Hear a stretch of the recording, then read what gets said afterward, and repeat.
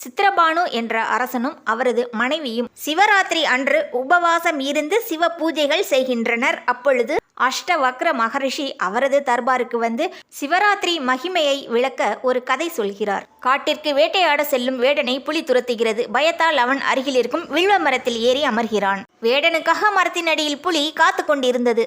வேடன் மரத்தில் தூங்கலாம் என்று நினைத்தான். ஆனால் தூக்கத்தில் கீழே விழுந்தால் புலி சாப்பிட்டு விடுமோ என்ற பயம். அதனால் தூங்காமல் இருப்பதற்காக வில்வ மரத்தின் இலைகளை ஒவ்வொன்றாக பறித்து கீழே போட்டு கொண்டிருந்தான். அது கீழே இருந்த சிவலிங்கத்தின் மேல் அர்ச்சனையாக விழுந்தது. அவன் குடும்பத்தை நினைத்து வடித்த கண்ணீரும் சிவலிங்கத்தின் மேல் விழுந்தது. சிவன் அதை அபிஷேகமாக ஏற்றுக்கொண்டார். 4 கால பூஜைகளும் அவனை அறியாமல் செய்து சிவராத்திரியின் மகிமையை அடைந்தான் என்று சொல்கிறார் ரிஷி. அதை கேட்டு சிரித்த அரசன் வேடனாக இருந்து முற்பிறவியை அறியும் வரத்தையும் பெற்று அறியாமல் செய்த சிவராத்திரியின் மகிமையால் இன்று அரசனாக பிறவி எடுத்துள்ளேன் என்று சொல்கிறார் அரசன்.